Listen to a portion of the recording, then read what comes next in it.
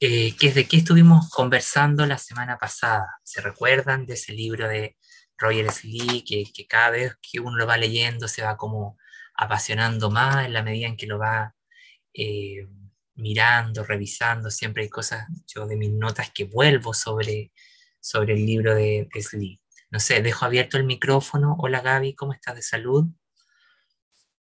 La idea Hola, buenos días, tardes para todos. Estoy mucho mejor, muchas gracias. Ya aquí con toda la energía. Súper, me alegro mucho. Bueno, ¿quiénes quisieran? José Miguel, adelante. Oye, la lectura ha sido, no sé si la palabra es provocadora o abofetada.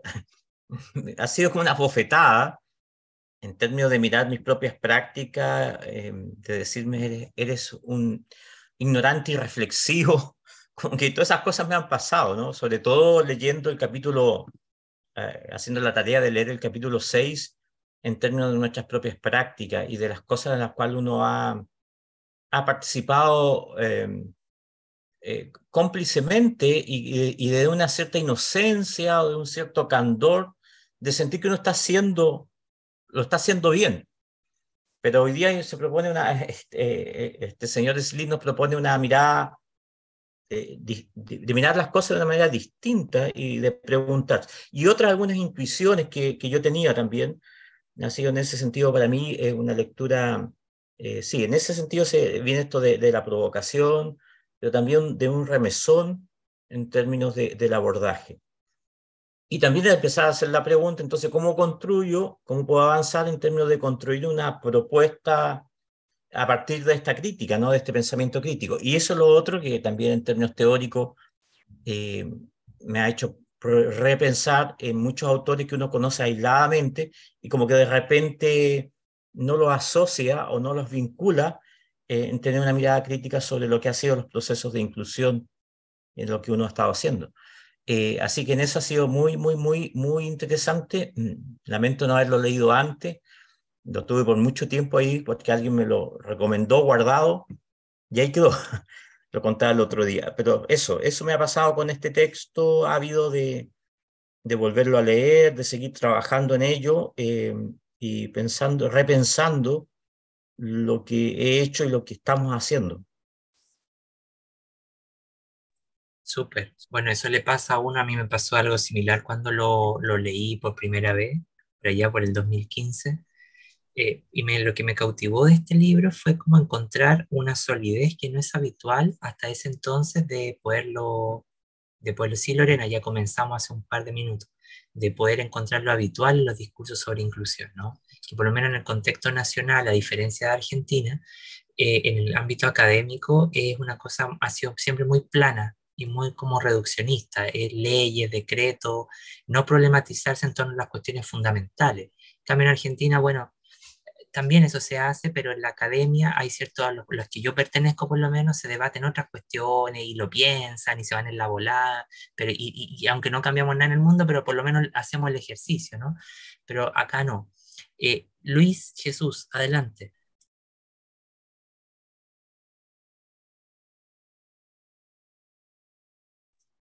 Luis Jesús, te escuchamos. Perdón, no podía activar el micrófono. Muchas gracias. Sí, lo que yo quisiera comentar de la lectura es el capítulo 5, como saben. Y bueno, yo tengo algunas ideas generales y van entrelazados algunos comentarios. El primero, y que tiene que ver inclusive con el título, me llama mucho la atención esta parte de la inacción política. Cómo ha establecido el gobierno un discurso y finalmente no se lleva a la práctica por diferentes situaciones que a lo largo de la lectura se va mencionando, pero sobre todo es por el hecho de no haber una concordancia, hay una disonancia pues entre el decir y el hacer, por recursos, por conocimiento a veces, por tomar modas de otros países o de ciertos liderazgos, en el caso de este tema, pues liderazgos conceptuales, pues. Esto es parte de lo que aquí me llama la atención. Después, el punto de las políticas capacitistas, que pues es algo que está bien arraigado, ¿no? mucho está vinculado a lo que la gente puede hacer o no puede hacer. En nuestro caso, cito a la Constitución Política, que en su artículo 123 dice de manera muy romántica que no hay discriminación por cuestiones, entre otras muchas, de discapacidad. Sin embargo, en investigaciones que hemos hecho, pues es una de las cuestiones que prevalecen, que a la gente no se le da trabajo porque tiene discapacidad y muchas veces ni siquiera los valoran porque hay gente muy, muy capaz. En el trabajo en particular que estamos haciendo, pues hemos identificado, y bueno, esa es parte de la muestra, las características de esa muestra, gente con una licenciatura, con una maestría, pero que no tienen trabajo en esa área. Y al menos lo que nos mencionan y lo que ellos están segurísimos y lo han demostrado en ciertos campos, inclusive trabajando por su cuenta, es que están plenamente capacitados, actualizados para esa profesión. Sin embargo, por el hecho de ser ciegos, de estar en una silla de ruedas, sobre todo, son los dos casos, no los contratan porque no están las características en el lugar, porque no creen en ellos, sobre todo. Y para la evaluación ocupacional hay una famosa prueba Valpar que es de origen estadounidense, pero no sé, ahí me gustaría escuchar qué pasa en sus países, en donde ustedes están. Pero esta prueba es básicamente para cuestiones muy elementales. No hay pruebas específicas y claro, ya aquí viene la profesión en particular que la gente tiene, pero no hay pruebas específicas para ámbitos más especializados, digamos. Esta prueba Valpar, que se llama, decía, es pensado básicamente en cuestiones de desplazamiento, en cuestiones de comprensión de instrucciones, cosas muy, muy elementales. Y bueno, otro punto también ahí que rescato son los discursos y paradigmas sobre la discapacidad. Y yo centraré mi atención por lo que se está trabajando en México como algo importante, como algo de punta, como algo de resaltar, es el llamado modelo social de la discapacidad, y algunas otras personas lo mencionan como algo más avanzado, un modelo crítico de la discapacidad. Inclusive vamos a tener en diciembre un evento en el estado mexicano de San Luis Potosí, enfocado hacia ese modelo crítico de la discapacidad, liderado por una persona que ha escrito mucho a nivel latinoamericano e hispano, Ismael García Cedillo, y también otra referencia importante es el doctor Eliseo Guajardo Ramos, con quien tenemos mucho contacto en otra universidad estatal pública, que es la Autónoma del Estado de Morelos. Es otro punto que pongo ahí. ¿Qué pasa en otros países? Me gustaría escuchar cómo ven estos modelos o en qué modelos están. El otro punto que resalto es la actualización docente, donde hay muchas necesidades y también disposición de la gente, hay obligaciones políticas y normativas, y bueno, este es un punto de referencia también que siempre se aduce y el texto lo maneja, que el maestro dice, pues yo puedo trabajar contigo, pero no estoy preparado. Y a veces con esa referencia, pues no te recibo porque no estoy preparado. Es esa diferencia precisamente entre el actuar y el decir en cuanto a la actualización docente. Me gusta mucho una frase que viene por ahí que creo que hay que tomar con muchas reservas, dependiendo de ciertos ámbitos, que dice, todos los niños y niñas pueden aprender y a todos se les puede enseñar. Creo totalmente en eso, pero precisamente habría que ver qué se les puede enseñar, qué es lo que pueden aprender, y a lo mejor ahí caigo otra vez y me contradigo, pero bueno, con este asunto capacitista, pero sí entendiendo que por gustos inclusive, pero pues no todos pueden aprender todo, pero sí pueden aprender, por supuesto, ¿no? Inclusive personas con discapacidad intelectual, con una discapacidad intelectual profunda, también pueden aprender cosas, depende de cómo se trabaje con ellos y de lo que ellos también les sea útil, me parece. Y finalmente resalto estos puntos que también quisiera escuchar lo que dicen en otros países, que se supone que no estamos utilizando ya este término de necesidades educativas especiales, sino que buscamos trabajar a partir de las barreras para el aprendizaje y la participación que las personas enfrentan, no que tienen precisamente lo que ellos enfrentan. Y entonces una persona ciega puede leer, simplemente lee diferente. Una persona sorda puede escuchar pero escucha diferente, escucha a través del texto escrito, por ejemplo, y la persona ciega no lo comete, puede leer por supuesto, pero a partir de un audio o a partir del braille, es decir, puede leer con las manos o con los oídos, digamos. Y el otro punto también de los términos que aquí se mencionan, esto de la integración versus la inclusión o como un punto más avanzado. Y finalmente, también meto a colación el término de diseño universal de los aprendizajes, que aunque nace como término de diseño universal, nace de la arquitectura, pero en la educación tiene una fuerza importante y bueno, y ese sería el punto de buscar diseñar para que todo el mundo tenga acceso, no solamente para unos cuantos, ¿no? Y estar al pendiente de esas barreras justamente que las personas están enfrentando para buscar superarlas. Espero haber sido claro en mis acotaciones sobre el capítulo 5 y quedo atento a cualquier comentario y a la escucha activa de lo que ustedes también planteen.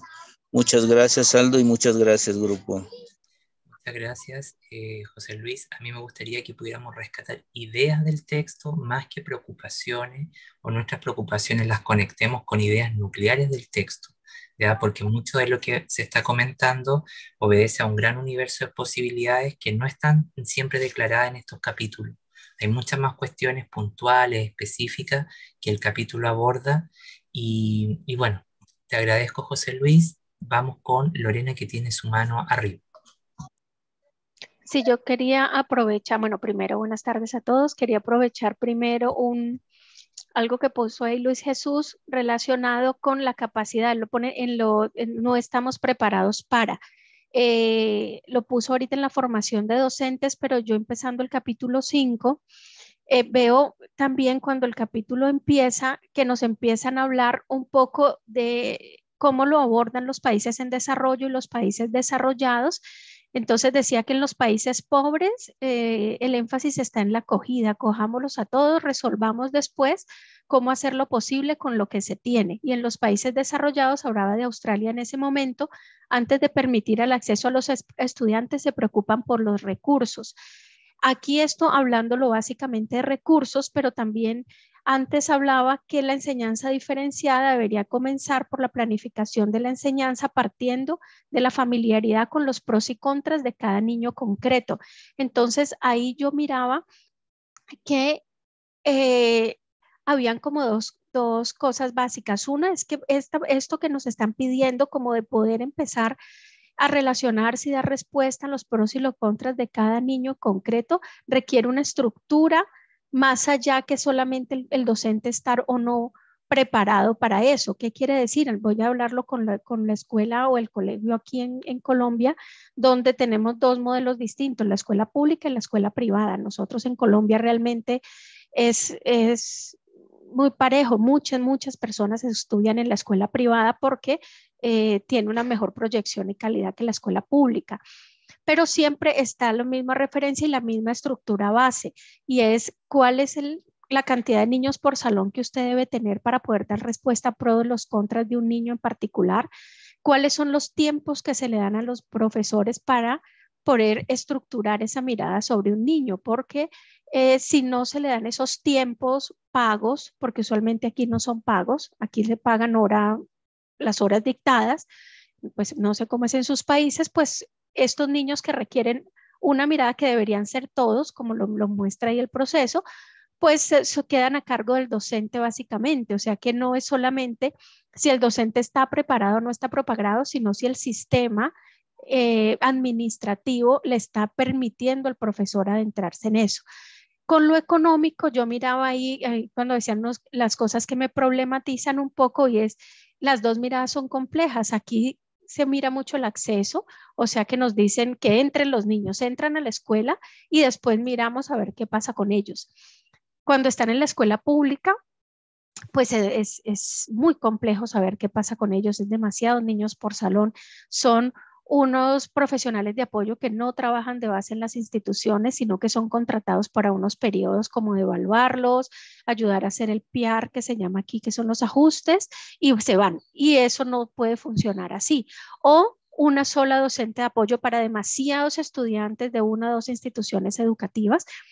Entonces no se les puede dar esa diferenciación. pero también tenemos los colegios que tienen más recursos, que funcionamos igual aunque seamos el mismo país, donde primero pensamos qué vamos a hacer con ellos y como todavía no sabemos qué vamos a hacer ni qué recursos son los que damos, entonces aún no estamos preparados y no los recibimos, pero nunca eso se ha visto en la educación, vivimos siempre resolviendo el día a día, entonces si no están dentro de nuestras aulas, nunca vamos a estar listos. O sea, nadie va a decir, vamos a prepararnos para la llegada de un niño X que no conocemos o el cambio institucional. Entonces yo decía, cualquiera de las dos opciones que plantean ahí es una trampa también. Debería haber los recursos para los que entren y que entren y hacerlo, pero aquí se ve también esa diferencia. O sea que yo no lo pondría solamente en la preparación del maestro, sino en la estructura de la escuela que no está soportando que un maestro pueda acoger. Realmente, como se piensa, siendo una diversidad más amplia, la que estamos hablando solo de la integración como tal, que después él nos hace esa diferencia en el capítulo 6.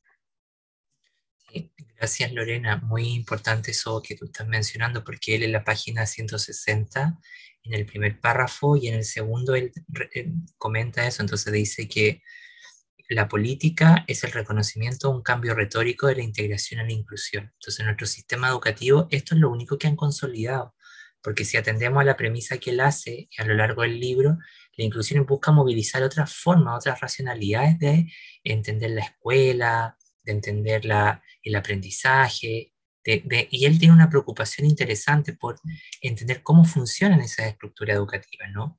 Y luego él dice lo siguiente, dice, dicho llanamente, ha habido claros ajustes del lenguaje para sugerir un nuevo enfoque más inclusivo de la educación, pero el sistema de racionalidad, es decir, el sistema intelectual, o nuestra forma de pensar es notablemente estática. Y luego él continúa diciendo una cosa puntual, dice, unos piensan que el paso de la integración a la inclusión puede considerarse trascendental. En lo personal y para nosotros en el CLEI no es trascendental, ¿sí? Otros como la continuación de prácticas antiguas bajo la capa de un nuevo léxico. Eso sí yo considero de manera personal que sigue siendo, pero la mejor manera de describir las políticas de integración es utilizando el término de absorción de Bernstein, es decir, de aumentar grupos matriculados en la escuela y hacerlos funcionar sobre las mismas estructuras educativas, pero sin justamente cambiar esas reglas del juego o el funcionamiento de la escuela, ¿no? Bueno, eso quería aportar. Diana, adelante. Bueno, yo tuve que, o sea, me tocaba leer el capítulo 5 y digamos, me llegó mucho la historia que se cuenta al principio de este chico que va a la escuela con un montón de ilusiones y digamos, de sueños, y que, bueno, después regresa, o sea, la forma de describir es la sensación de frustración que seguramente tuvo, es regresar a casa con la cartera vacía.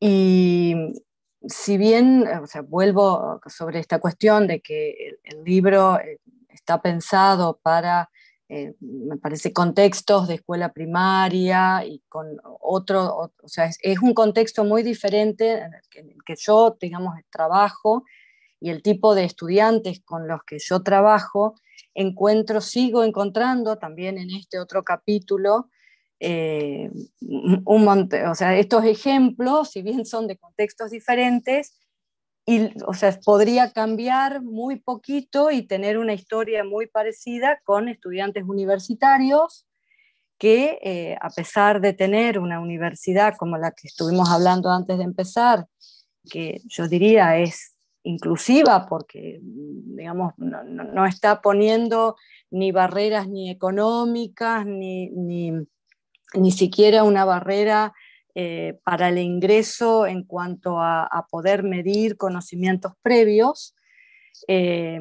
Una vez que esos estudiantes llegan, también llegan así con la cartera, con, digamos, el cuaderno, lo que fuere, lleno de ilusiones, y a veces no es solamente el estudiante que llega, sino que es toda esa familia que está por detrás, que está poniendo un montón de esfuerzo para que digamos, su hijo o hija esté en la universidad, termina siendo por una cuestión de que no se cambian no se cambia la forma en que se enseña, la forma en que se evalúa, la forma en que se interactúa, la forma en que se les da, digamos, voz a esos estudiantes que están, digamos, empezando una carrera universitaria. Al no hacer esos cambios, hay muchos que van quedando en el camino y se encuentran frustrados y con la cartera vacía. Entonces, me pareció muy interesante digamos, algo que dice el autor, no anoté justo para esto en qué página está, pero propone construir aspiraciones en vez de dictar sentencia. Y a mí eso digamos, me llegó muy fuerte en el sentido de que pues, una de las cosas que proponemos desde esta nueva forma de trabajar lectura, escritura y la comunicación oral en la universidad está totalmente vinculada con la forma de evaluar esos aprendizajes. Eso por un lado. Y también me pareció muy importante donde habla el autor de poner a prueba la idea de recurso.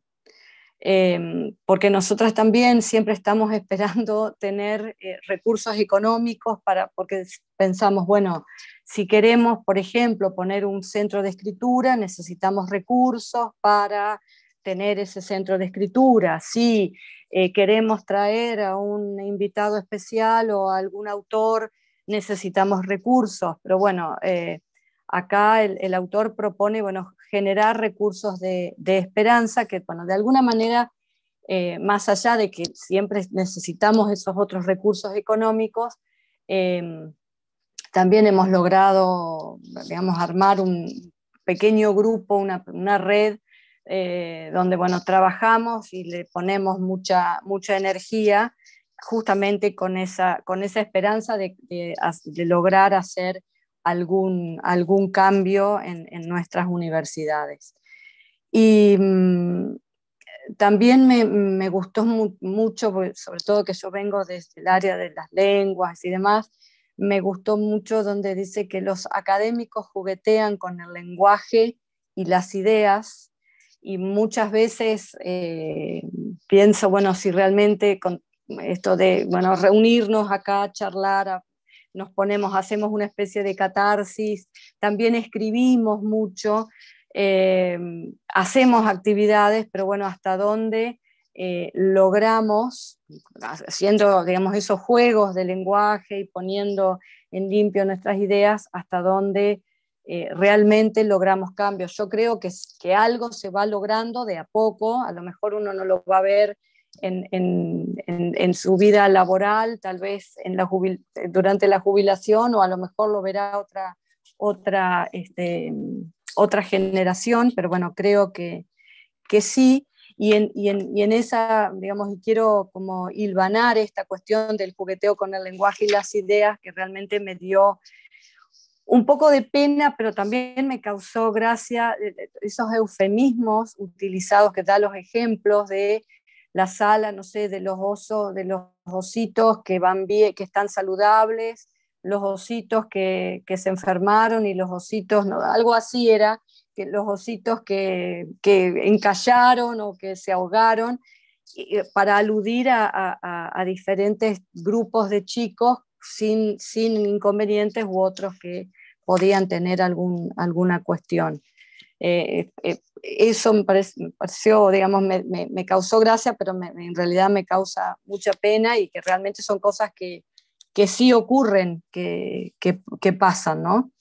Y pensando un poco, ya para terminar, cuando hablamos, me acuerdo del encuentro pasado, que Aldo nos pidió una frase que cerrara lo que nos llevábamos, yo me quedé con el cambio de conciencia, todo esto requiere un cambio de conciencia, modificación de paradigmas, pero no reemplazar uno por otro, o sea, para no caer en lo que nos dice Kafka, que es uno de los epígrafes que se utilizan al principio del capítulo 5, como que, bueno, toda revolución se evapora y solo deja atrás de sí el cieno de una nueva burocracia. O sea, si uno va a construir un nuevo paradigma, una nueva conciencia, que no sea, digamos, que no pase, digamos, esto de que Kafka acá dice de las revoluciones, o sea, que al final nuestro paradigma sea, no sé, que uno piense que realmente mejoró y que no sea así. Yo digo, ojalá que eso no ocurra. Y como último, también me gustó mucho esta cuestión de que las presentaciones, porque también tiene que ver esto con lo de juguetear con el lenguaje y las ideas. Uno a veces quiere ser muy lo más académico posible y ajustarse a todas las reglas para realmente que otros académicos nos escuchen y podamos dialogar con ellos, pero que en realidad creo, y en esto estoy de acuerdo con el autor, que las presentaciones que son las más convincentes e instructivas, y no, acá no, yo digamos, agregaría no solo las presentaciones, sino que todos los textos, todas las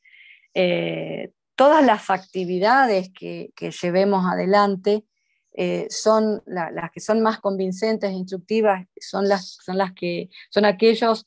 No son justamente esos ejercicios de erudición, sino todo lo que venga desde el corazón, desde un cambio de conciencia genuino, que es lo que creo que nos está queriendo decir ahí el autor. Y eso es todo. Disfruté mucho del capítulo, la verdad que me gustó mucho. Qué bueno, Diana, eso es importante, reconfortante poderlo escuchar.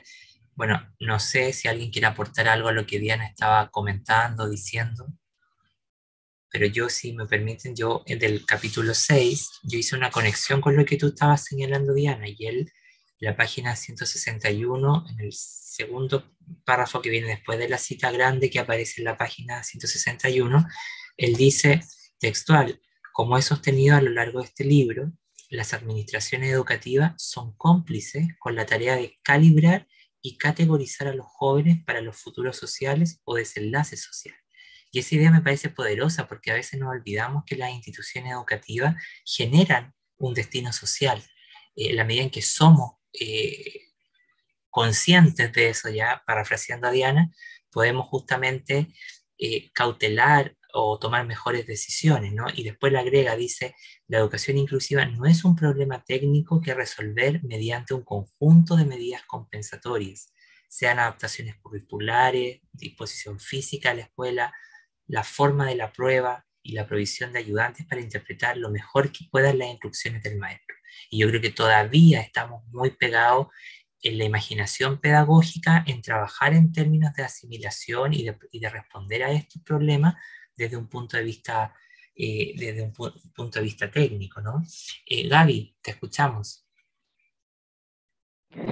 Gracias. En sintonía también a mí me correspondió el 6 y en lo que se viene discutiendo, el autor vuelve y hace un llamado a analizar realmente qué hay o cómo identificar las prácticas de inclusión, la mecánica como tal de la exclusión, que es como el talón de Aquiles, como la columna vertebral de la educación inclusiva y de todo este proceso relacional de lo que implica este proyecto político, para dejar de pensarnos o de que es cómo nombrar al otro, ¿no? Cómo hablar en el mejor lenguaje inclusivo, cómo hacer sentir al otro en ciertas condiciones compensatorias para la adaptación, para el currículo, para unas pruebas, pero que sigue estando dentro de la misma estructura de poder y de la realidad existencial de la escuela tradicional y de lo que supone un proceso estándar de escolarización o de aprendizaje, y que la educación inclusiva debe más bien buscar esas formas de entender la exclusión y analizar más allá en esas relaciones sociales y en esos encuentros ¿qué pasa con la indiferencia colectiva? ¿Qué pasa con esas bajas en clave de Giroux, decía ahí, del neoliberalismo? Para no seguir maquillando su presencia o su admisión en ciertos escenarios que más bien los ponen en las fronteras de la educación y los obliga a, bueno, dice ahí, a una lucha para seguir con vida.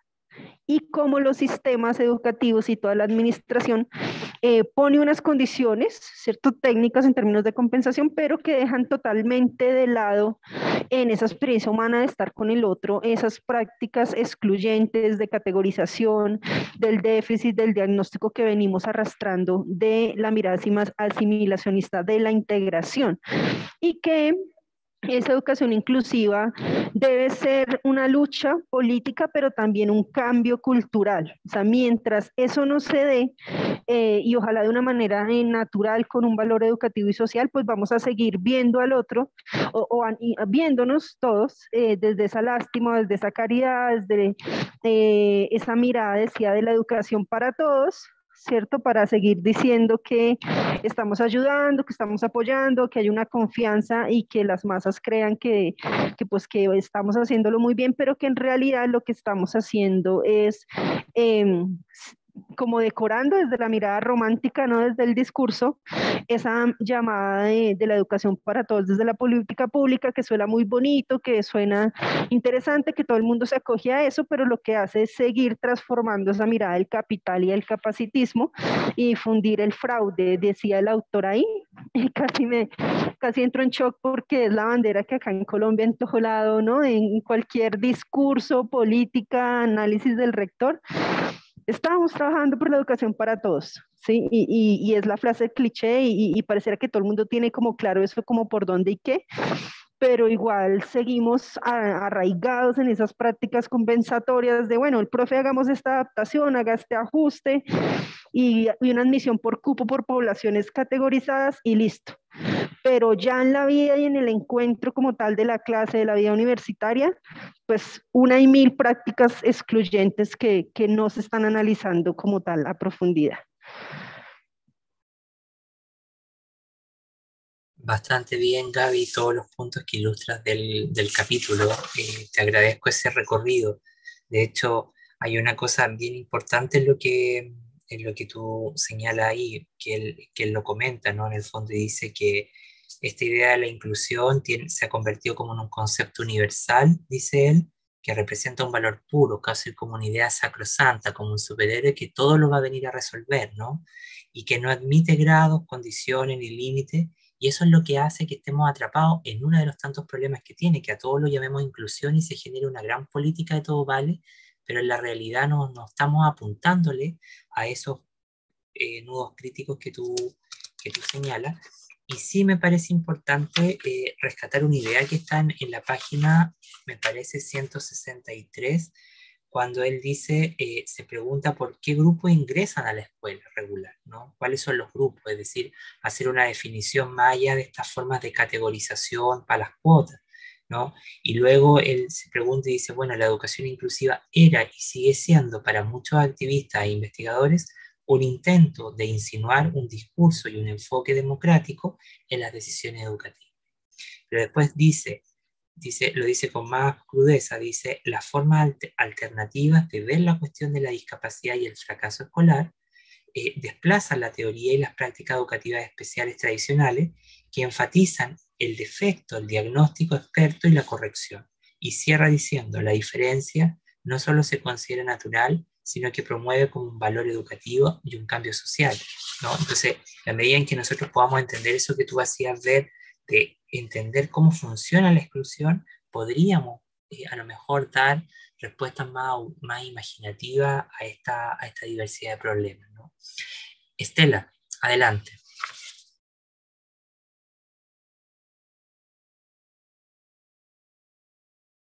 Buenas tardes a todos. Yo voy a intentar poner mis ideas junto a lo que he leído. Yo creo que un problema muy importante es esto de los sueños que quedan desparramados por el suelo.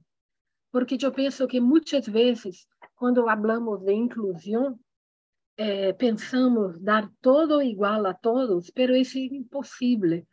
Tenemos que ver lo que cada uno necesita y no todo igual. Entonces, muchas veces, cuando ponemos un niño o niña en la escuela regular, ellos no consiguen, porque incluso como está en el texto, a menudo los maestros no saben qué hacer y se angustian personalmente por las dificultades que experimentan los niños con discapacidad visual. Ellos no están preparados. Hace poco tiempo yo he tenido la oportunidad de ver acá en Brasil pruebas de los professores, pedagogos que estavam terminando o curso e não estão preparados. Alguns não sabiam distinguir, é incrível para mim, o braille, que usam os deficientes visuais, de libras, a língua brasileira de sinais. Eles não sabiam. Então, quando há uma pessoa que tem dificuldade para escutar, é bom ter um professor que domine o braille. Mas são coisas tão distintas. Então, eu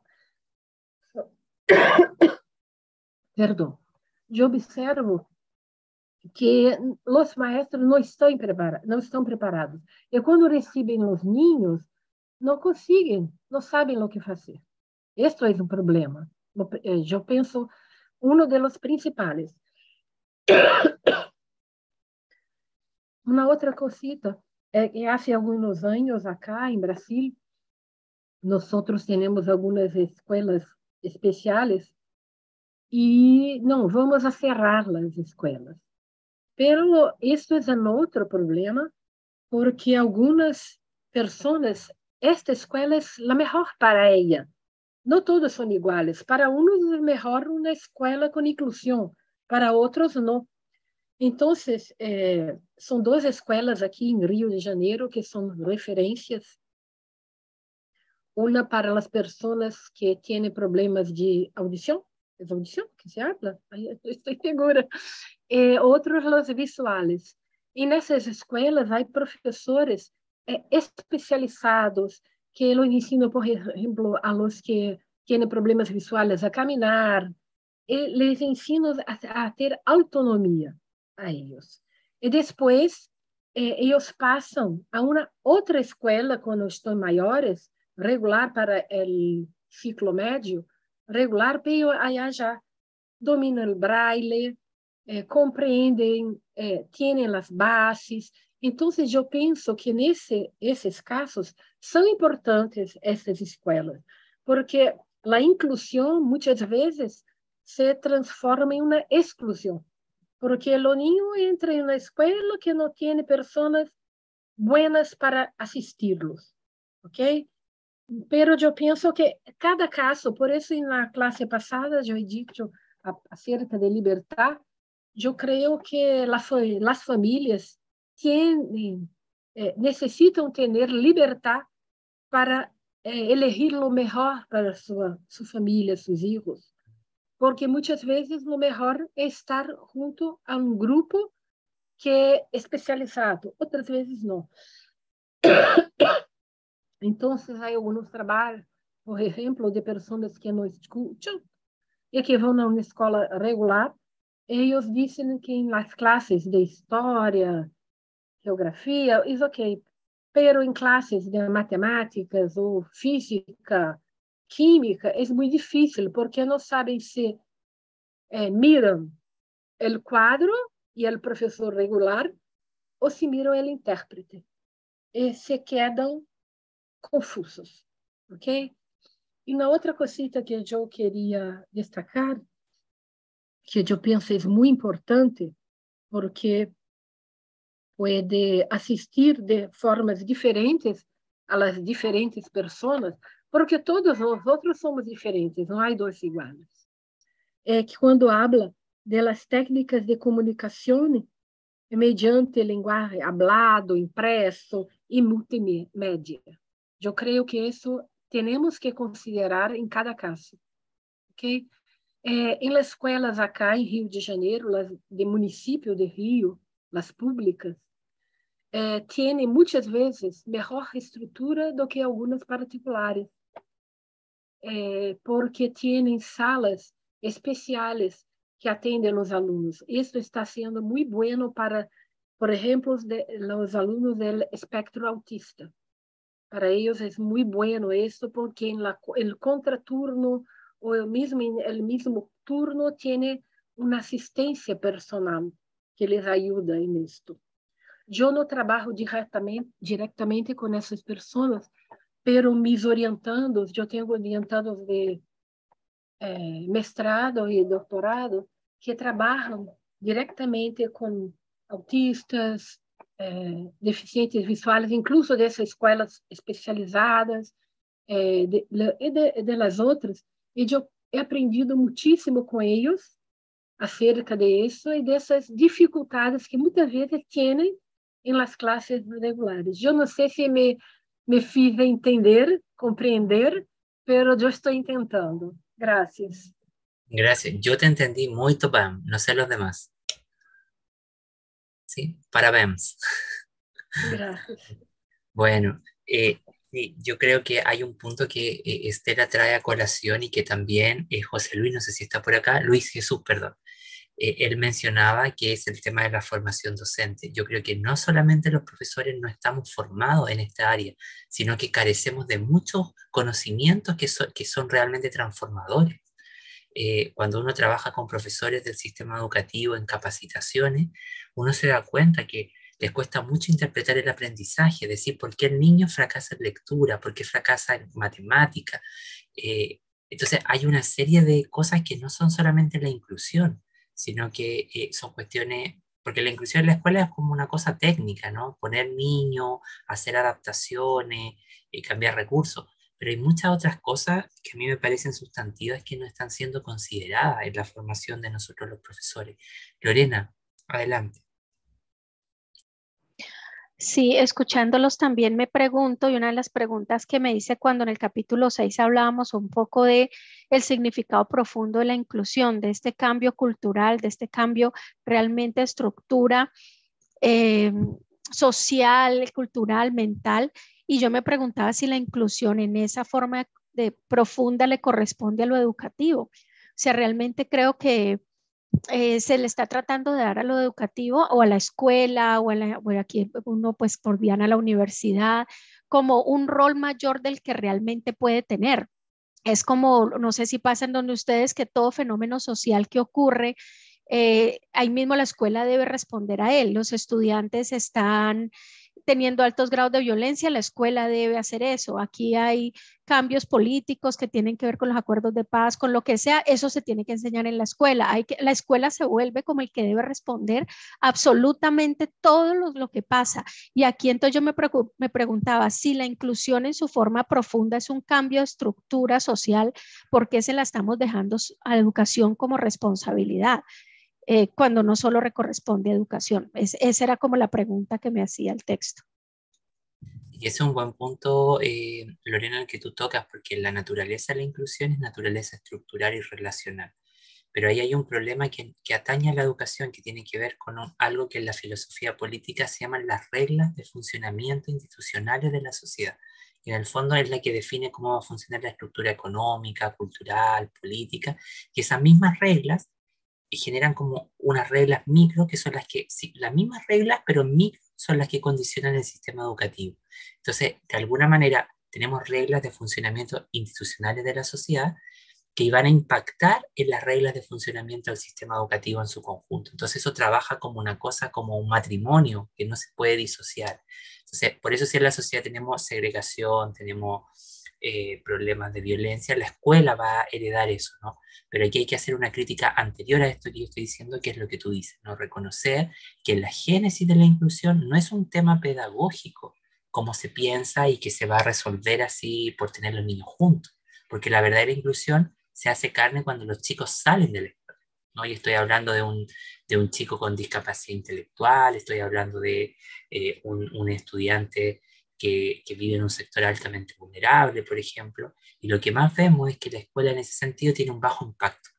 ¿no? Entonces, y ahí hay un tema que es importante poder mirar, ¿no? Pero qué bueno que traigamos a colación esto que tú dices, que no es un problema pedagógico en sus propios términos, sino que es de estructura y de funcionamiento de la sociedad. Mayra, ¿cómo estás? Bienvenida. Hola Aldo, gracias. Enviándote un abrazo, bueno, ya un poco más fraterno por todo el tema que ya nos escribiste en el correo electrónico. Muchas gracias. Bueno, a mí, pues, digamos, me correspondió el grupo del capítulo 6. Me parece, digamos, como un capítulo, creo que igual con todos mis compañeros y compañeras, bastante confrontador.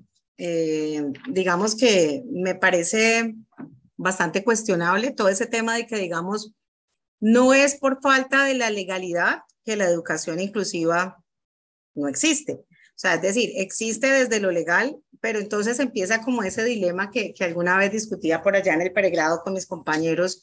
¿Es suficiente la legalidad? O sea, ¿es suficiente el Acuerdo de Salamanca? Bueno, la declaración, ¿es suficiente todo este tema, pues, digamos, de la UNESCO, todas estas declaraciones internacionales? O bueno, acá el caso de Colombia, como lo decía la compañera Lorena, pues el decreto 1421, desde lo legal existe, pero ¿qué pasa con lo legítimo? O sea, ¿qué tan legítimo es, qué tan legítimas son esas prácticas o son, digamos, esas normas y cómo se asumen, pues, obviamente desde las instituciones educativas o desde la sociedad, más que desde las instituciones educativas? Me pareció bastante interesante cuando el autor cuestiona y dice, bueno, ¿qué hay detrás de la racionalidad de la educación inclusiva? De esa integración, pues, inicialmente y luego la educación inclusiva. Entonces, ¿qué hay? ¿Qué hay allí? ¿Cuál es la racionalidad? ¿Cuál es el trasfondo real, pues, con esa población excedente? La invitación grande, creo que por eso estamos aquí, creo que todos hacemos un esfuerzo al hacerlo, digamos, y es como la invitación a esa reconceptualización, pero no solo del concepto de inclusión, que tiene que ver mucho más con un tema de proyecto político de lucha, sino también como el autor lo dice, que es un alumno. O sea, repensémonos eso, cómo es el currículo, qué es lo pedagógico, bueno. Y me parece también muy importante cuando él dice, venga, hay que reconocerlas desde, o sea, el primer paso para la educación inclusiva o la inclusión es reconocer las ventajas que realmente existen, pues, como en ese, pues, que existen realmente más que en el papel, pues, que en el papel, como se dice, todo lo puede. Traigo a colación un poquito el ejemplo, digamos, y me parece impactante el caso, no recuerdo el apellido exacto del caso famoso, pues, de derecho en que ganan o intentan integrar, pues, integrar a su hijo, pues, a una escuela, digamos, regular, y cuando, digamos, dice, mire, es muy, el alto costo que implica un proceso, digamos, un alto costo económico, emocional, de intentar integrar a un chico, pues, digamos, neurodiverso a esta escuela o a esta institución es muy alto.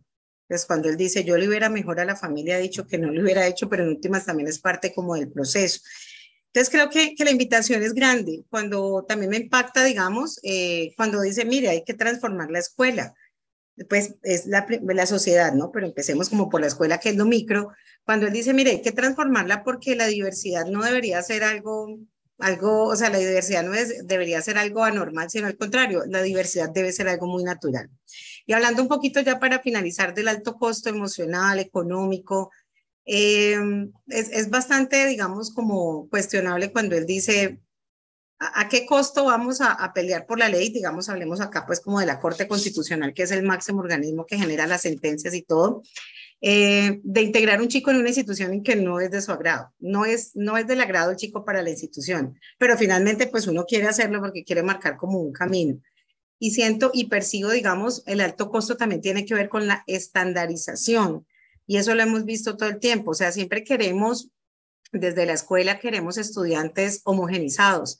En estos días, lástima que no lo pueda compartir, de pronto en un momento se lo envió Aldo, hay un discurso muy interesante del ministro de Educación, Alejandro Gaviria, cuando dice, mire, nosotros los maestros siempre le estamos apostando a los 5 estudiantes, lo dijo la semana pasada, lo estamos apostando a los 5 estudiantes, a esos que son brillantes, que siempre traen las copias leídas, pero ¿qué pasa con los otros 25? O sea, los otros 25 son los que realmente nos deben interesar, no los 5 brillantes caminan solos, pero los 25 hay que ayudarles. Y él dijo algo muy bonito al final, y él dijo, a esos hay que ayudarles, a algunos incluso hay que ayudarles un poquito más, porque se demoran más. Entonces creo que ahí es bastante importante, digamos, bueno, toda esta brecha que estamos abriendo en Colombia del gobierno del cambio, bueno, eso esperamos. Y creo que el costo emocional también es muy alto en las pruebas estandarizadas. Entonces, cuando queremos el estudiante perfecto, homogenizado, y cuando queremos unas pruebas, en este caso para nosotros las pruebas en Colombia se llaman pruebas saber, pero a nivel, digamos, que tenemos que responder a unas pruebas PISA. Entonces, queremos una sociedad, un chico estandarizado, un chico homogenizado.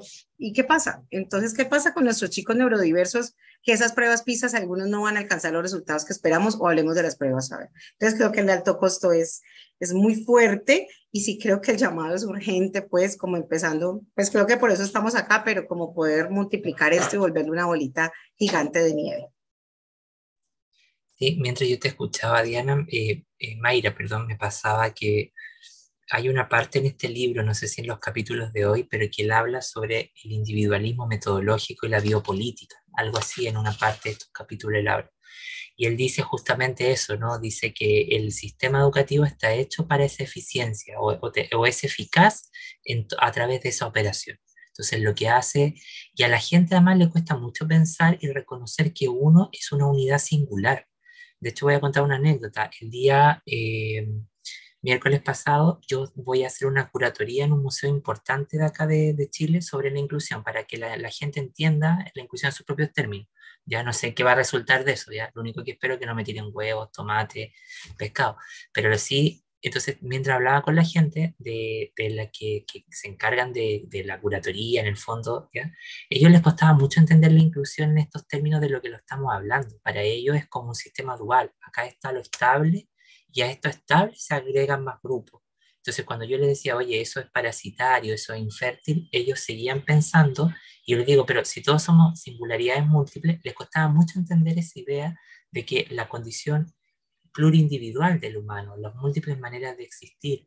Entonces, en la medida en que si el sistema educativo pudiera ser mucho más abierto, mucho más audaz en torno a estos temas, nosotros perfectamente podríamos justamente a lo mejor ya haber resuelto ese enfoque categorial, ¿no es verdad?, la legalidad que tú decías, y poderlo como justamente a pensar condiciones en las que, cómo presentamos la clase, pero privilegiando todas las estructuras mentales, por ejemplo, ¿no? Y ahí hay un modelo que se llama modelo 4MAT, M-A-T, de Berenice McCarthy, que dice, ¿no?, cómo planificar una clase pensando en la diversidad de estudiantes. Entonces ella dice, identifica 4 perfiles cognitivos, y dice, bueno, están los imaginativos, ¿ya? Están los que piensan como expertos, están los de sentido común, y están los dinámicos. Entonces, para ella los imaginativos son los que, la estructura mental que aprende por excelencia a través de la emoción, contando qué me pasa, no, si vamos a estudiar álgebra, esos estudiantes dicen, no, a mí me pasó esto, y van siempre evocando. Después están los que piensan como expertos, que son como el 5% que tenemos en la clase, que quieren saber los datos duros, las teorías, los autores, ¿ya? Y luego vienen los de sentido común, los que quieren siempre aplicar, hacer cosas, ¿no? Que eso es lo mayoritario que uno tiene en una clase. Y cierra con un perfil que a mí me encanta, porque cuando lo vi me encantó, que es dinámico. Entonces ella dice, los estudiantes dinámicos son todos aquellos que ven más allá donde habitualmente la gente no ve, y son las grandes mentes, los que cambian. Entonces estos niños hacen preguntas que tú no las abordas en la clase, entonces te sorprenden. Y lo que ella nos dice, ¿dónde estamos sentados al momento de dar clase? Privilegiando solo los conceptos y algo de la aplicación. Entonces ella dice, bueno, si hay múltiples estructuras mentales, hagamos un ciclo de aprendizaje en el que la misma actividad en un momento privilegie a estos más emocionales, etc. Y eso en el fondo es sentido común desde de la propia pedagogía, ¿no? Eso, nada más quería aportar, ¿ya? José Miguel, adelante.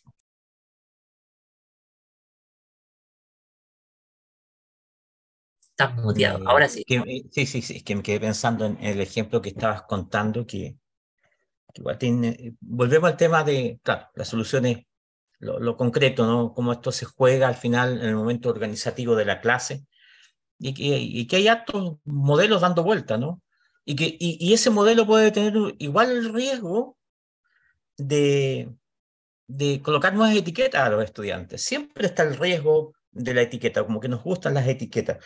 Y yo pienso que con lo que iba a señalar, que también lo plantea recién la colega en la lectura del capítulo 6, esta idea con la cual se abre el capítulo que le roba este concepto, o toma este concepto de Michel Foucault en términos de que hay una racionalidad, una manera de entender finalmente las cosas, o el mundo, o el entorno, y en este caso particular el hecho educativo, ¿no? Y también social, porque la inclusión no es solamente la escuela, como lo hemos estado conversando, sino que también se proyecta más allá. Entonces, esa es una primera idea que a mí se me cruzó en la lectura del capítulo, que además se cruzó con otro taller en el cual yo estoy participando, que tiene que ver con justamente una comprensión del neoliberalismo, que también se parte definiendo los autores que estamos siguiendo ahí, en esta comprensión de una racionalidad, de una comprensión de las cosas, y que finalmente se estructura en el poder del lenguaje, ¿no? Y de repente, y el lenguaje tiene como dos cosas: la palabra, para mí, la palabra, yo no soy lingüista, lo hablo desde el sentido común, la palabra y la potencia que tiene esa palabra detrás. Y a veces cambiamos la palabra y seguimos manteniendo la misma potencia, y no hay una acción transformadora, cambiamos el lenguaje, pero seguimos haciendo lo mismo, finalmente, ¿no? Y yo creo que eso nos pasa mucho en lo que se ha construido como inclusión. Y por otro lado, este sistema de pensamiento, cuando hablamos de esta racionalidad, es un tema tan antiguo que algunos de repente lo pensamos, oye, no, esto se instala cuando en la dictadura militar en Chile se instala este modelo neoliberal a ultranza, que hace entender la educación también en este sistema de la competitividad, del que es más eficiente, va a tener mejores resultados, y el justo premio por su esfuerzo, y todo eso que va dejando un montón de situaciones o de personas fuera del sistema. Pero esto yo creo que viene de mucho antes, desde cómo se configuran nuestros estados nacionales. Hablo de Chile, y probablemente muy similar, ¿no? Tenemos historias muy similares en América Latina. Entonces está todo ese proceso que se instala desde las bases de cómo construimos nuestras identidades como territorio, como nación, y que está de frente la inclusión. O sea, uno piensa el siglo XX en Chile, los esfuerzos de colocar una educación como elemento de civilización, no me sale la palabra, de civilización, pero que dejó a muchos afuera. ¿Para quién era esa educación? Siempre sigue siendo una educación de élite, pero los pueblos originarios quedaron afuera, invisibilizados, negados, reducidos o exterminados. Ni pensar, ¿no es cierto?, cómo se entendía todo el mundo de las diversidades de expresiones del género, de la expresión de los afectos.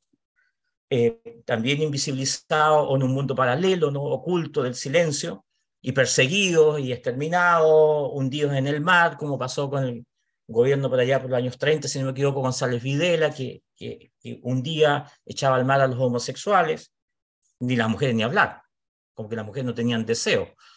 Entonces, todos esos temas es un sistema social muy antiguo, como se ha configurado en términos de la exclusión, como dice este señor también, el libro, me refiero, que nos invita a que para entender la inclusión hay que entender cómo se articula esta exclusión. Y el tema del lenguaje, yo creo que hoy día el gran desafío, a propósito que también se aludía recién, de nuestra propia formación, de los que ya estamos en un proceso de ejercicio, y algunos de nosotros, o al menos yo, muy cercano a lo mejor ya al retiro, y en la formación de las nuevas generaciones de profesores, o de los profesores que están iniciándose en el ejercicio de la profesión, hay un necesario trabajo ahí justamente que tiene que ver con estas categorías de pensamiento, ¿no?, con estas categorías que articulan esta racionalidad y que finalmente para mí se traduce en el lenguaje. Lo demás puede ser las respuestas concretas. Yo he ido entendiendo esto ahora, que puede ser el modelo que tú proponías y muchos otros modelos que andan dando vuelta por ahí, pero cómo lo articulo finalmente, ese es la clave, y que finalmente también tiene que ver cómo articulo una ética en términos del otro y de los otros y de los que todos somos otros. Pero yo estoy como tratando de armar una posible respuesta a este desafío que nos está instalando, nos propone el autor del libro.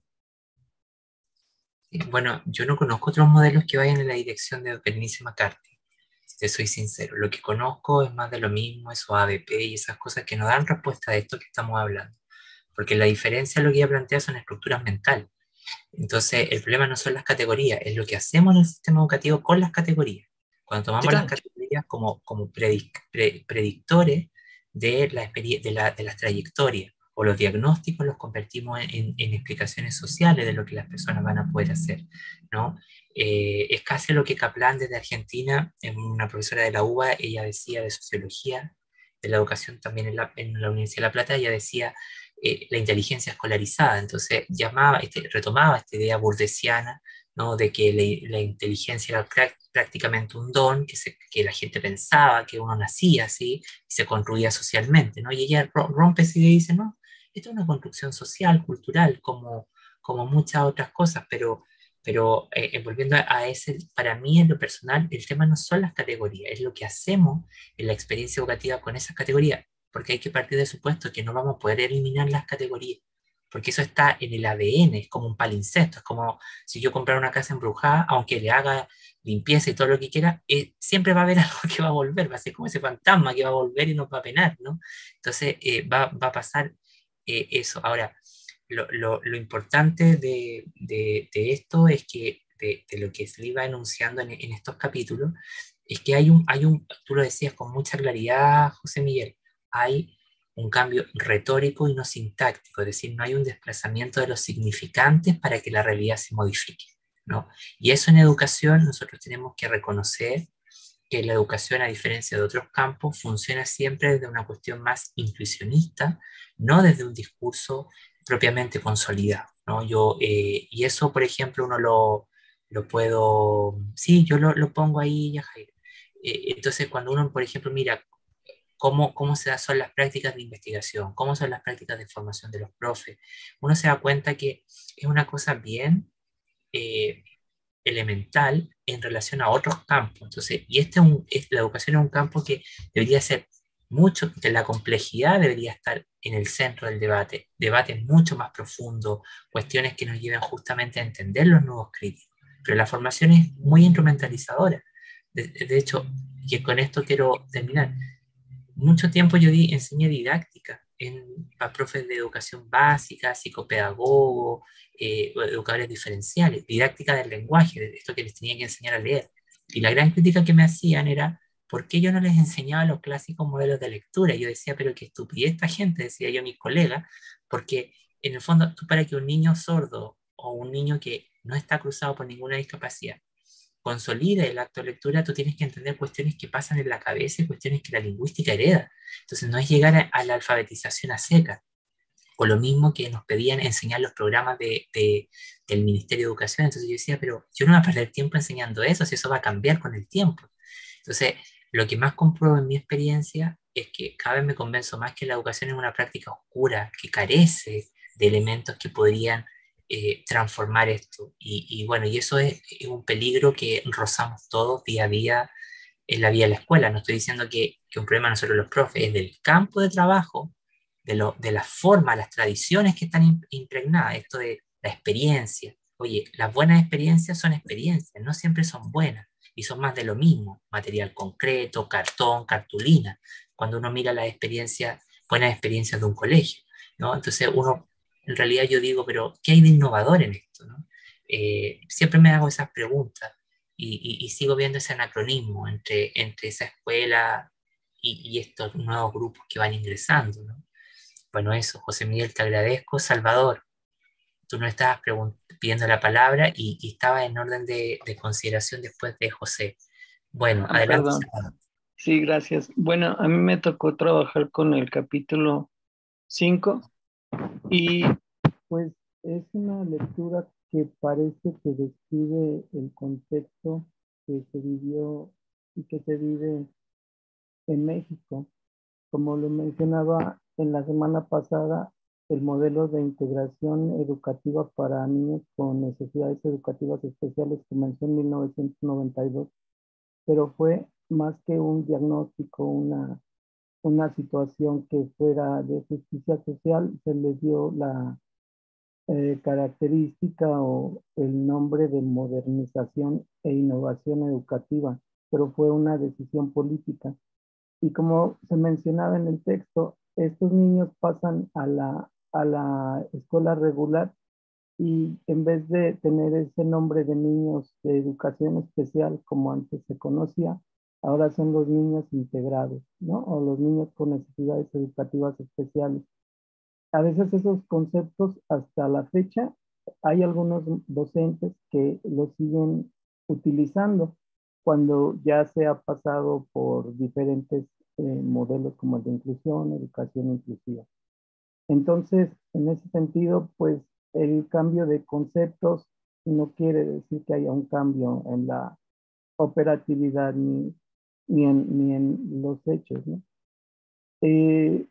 También, pues esta distribución de la que se comentaba, hay una desigualdad tremenda entre las zonas urbanas, las zonas rurales y rurales indígenas, en donde son las más rezagadas en cuanto a atención educativa, en cuanto a estos servicios complementarios de educación especial, que aún existe, que parece que está ahí invisible, pero aún existe y se combina con la inclusión educativa.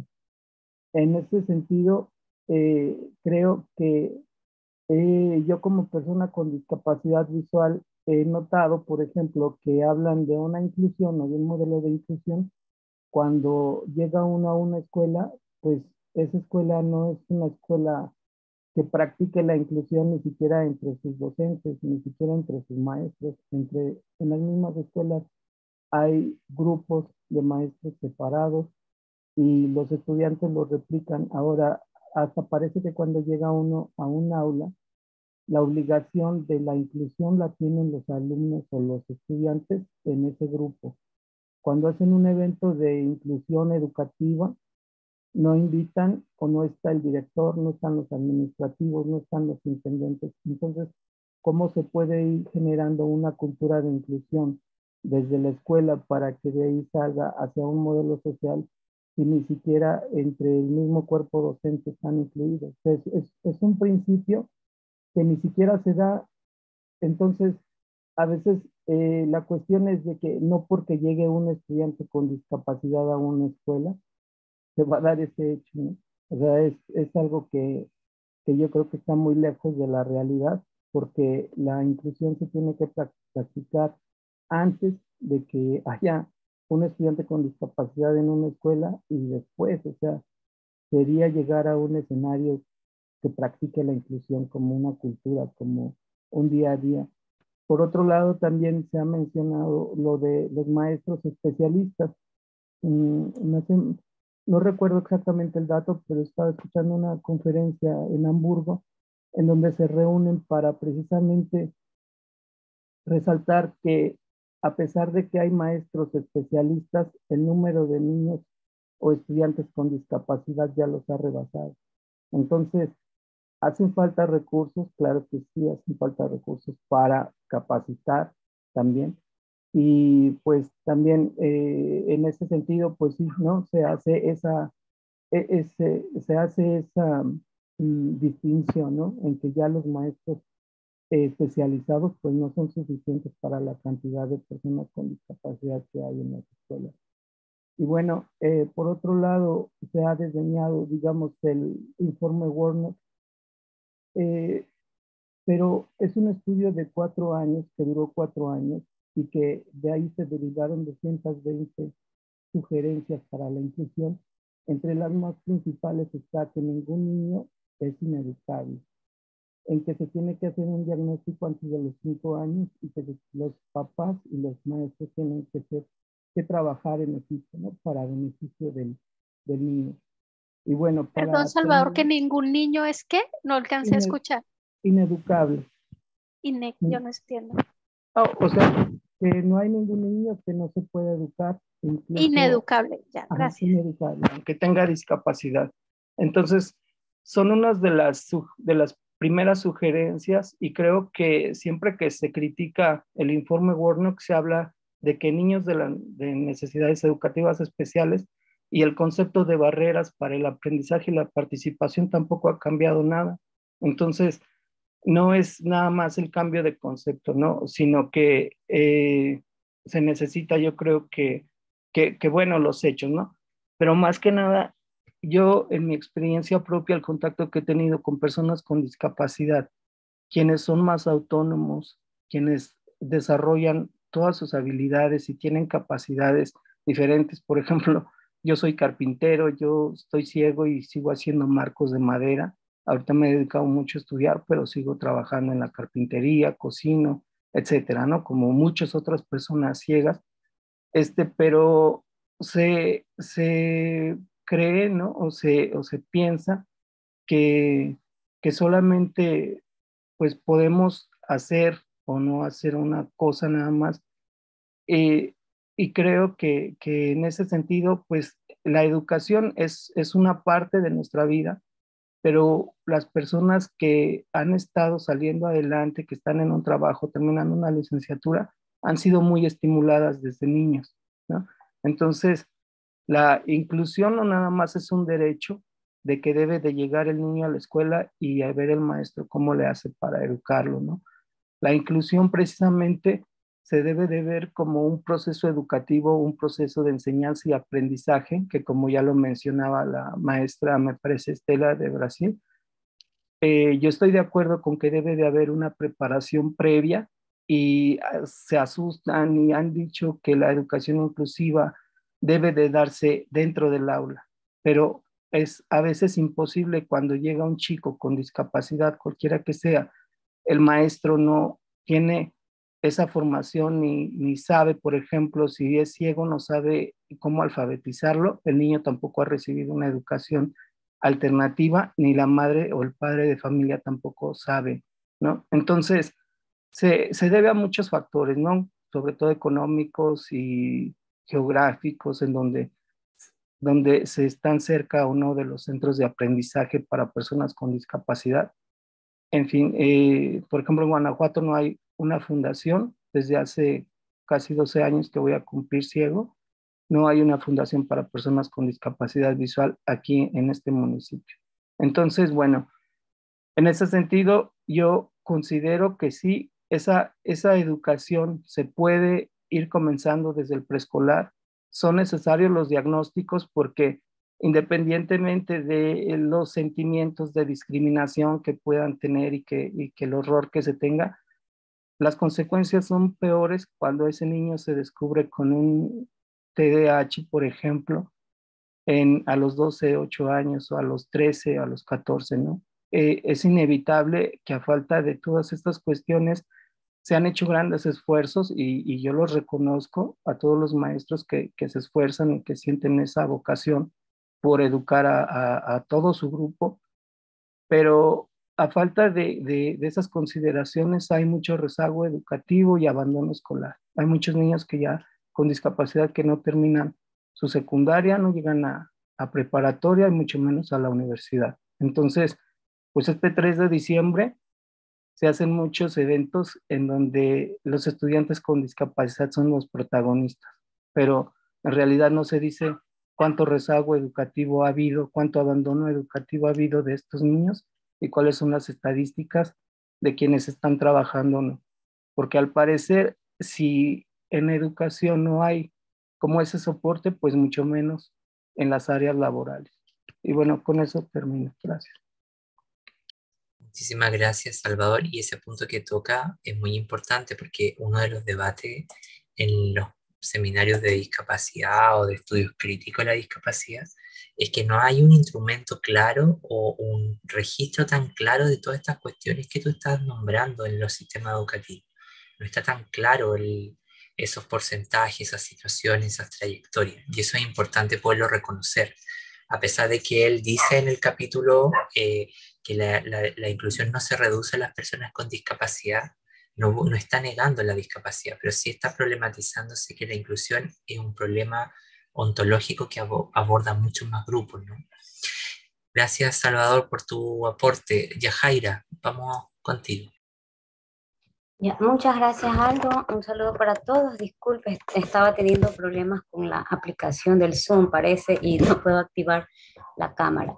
Yo pude escuchar al inicio a algunos de mis compañeros mencionar que la lectura había sido como una bofetada, ¿no? Y para mí también es algo muy interesante, en realidad esta lectura ha sido muy interesante. ¿Y por qué una bofetada? Un poquito entrando en contexto de mi profesión como pedagoga de apoyo, una de las funciones es sensibilizar a docentes, estudiantes, padres de familia en estos temas. Y entonces, cuando yo sensibilizo a los estudiantes, hago lo que menciona el libro, cubrir las vistas de los estudiantes, simulando una discapacidad visual, podría ser, ¿no? Entonces ahí yo sentí la bofetada. Y digo, "Uy, yo hago esto, Dios mío". Pero entiendo que no se trata de lo que hagamos, de la acción, que no se trata de las palabras, del lenguaje, de las expresiones, sino se trata como lo dice mismo el texto, ¿no? Las culturas de la escuela inclusiva requieren cambios fundamentales en el pensamiento educativo sobre el alumnado, el currículum, la pedagogía y la organización escolar. Es decir, que podemos tener un lenguaje bonito, pero como diría Carlos Escliar, que es un pedagogo argentino, de nada sirve diferentes tipos de vocabulario si no cambiamos nuestros pensamientos, siguen siendo simples eufemismos, ¿no? Entonces, eh, entiendo eso, entiendo que se necesita un cambio en el pensamiento, coincido en eso con el autor, que los docentes debemos de cambiar estos paradigmas que vienen, como podría decir Morín, como consecuencia de este contexto histórico que está marcado por una injusticia social, por exclusiones, ¿no? Entonces, partiendo desde ese punto.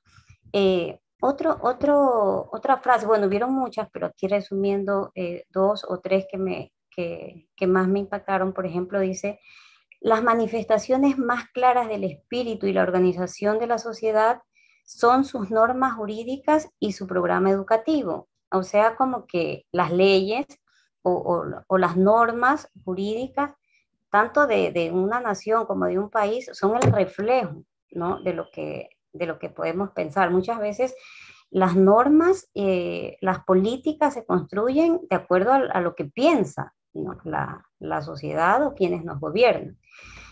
También con esto me topo porque dentro de mis funciones tengo que cumplir algunas leyes en las cuales no estoy de acuerdo. Como dice Aldo, muchas veces comparto mis opiniones con el temor de que me lancen tomates, al igual que Aldo, o que en algún momento ser destituida de mi función, ¿no? Pero también entiendo y me gusta una frase, también voy a mencionar otra vez a Carlos Escliar, que dice: mucho legalismo muchas veces constituye más bien una metástasis y no una metamorfosis, ¿no? Entonces, está interesante la lectura del libro porque aparte de que fundamenta algunos de mis pensamientos, también ejemplifica con situaciones que el autor las ha vivido y que me parecen muy interesantes, como por ejemplo él mencionaba un caso de un estudiante con discapacidad física al que la escuela no lo quería aceptar porque ponía como ejemplo de que un docente argumentaba de que si es que viene alguna situación, no lo recuerdo ahora, pero yo voy a poner como ejemplo un terremoto o una bomba o algo, ¿cómo lo van a ayudar al compañero? Perderían los demás el tiempo en querer ayudarlo. Entonces, son situaciones que el autor las presenta que parecen sorprendentes, pero son realidad, ¿no? Entonces, muy interesante y esto es lo que, de todo, lo interesante que me pareció todo el capítulo 6, lo que quería rescatar. Muchísimas gracias, Yajaira. Yo mientras tengo algo pegado aquí de José Miguel que se me quedó del lenguaje, que lo encontré acá y lo quiero leer, pero antes que se me vaya la idea de lo que tú decías, hay en la página 172, en el primer párrafo, él lo que dice, justamente dice que se dice que en general las experiencias promueven la comprensión de lo que supone ser una persona con discapacidad y por lo tanto fomentar la tolerancia, ¿no? Este enfoque, dice Lee, tiene el problema de que fomenta un compromiso superficial y un análisis débil. En primer lugar, debemos considerar el concepto de tolerancia y las desigualdades desiguales relaciones de poder en las que se procede. Y en segundo, la incomodidad vicaria de chocar contra una pared y de comprobar que una puerta estrecha o una escalera nos impide el paso significa muy poco si no se relaciona con los análisis de la violencia estructural, del discapacitismo y del modo en que determinados tipos de conocimientos o sistemas de racionalidad implantan la justicia como un orden natural, la injusticia como un orden natural. Y creo que eso es lo que en el fondo debemos como, nos está pasando en el fondo, como darnos cuenta que muchas de las cosas que dábamos como que eran las soluciones, tienen este tipo de complicidades, ¿no? Tienen estos atrapamientos. Y él después dice, estas actividades para sentirse bien son, en la mayoría de los casos, coherentes con la falsa ilusión neoliberal que Barry Troina desvelaba en la práctica de las escuelas de mantener jornadas samosas, saris y tambores metálicos para celebrar las diferentes etnias, por una parte, pero sin abordar el racismo institucional que reproduce unos resultados educativos desiguales. Y eso es lo que tenemos, ¿no? Y después dice una cosa más compleja. Dice, la desviación de las minucias del racismo y la discapacidad en las estructuras, prácticas, políticas y culturales de la escuela promete las protestas de la inclusividad. A menudo estas actividades no son sino sinsentidos interesados. Tolerar no es incluir. La violencia estructural exige una confrontación de represalias directas. Un poco más adelante volveré sobre el vigente problema del lenguaje en la educación inclusiva.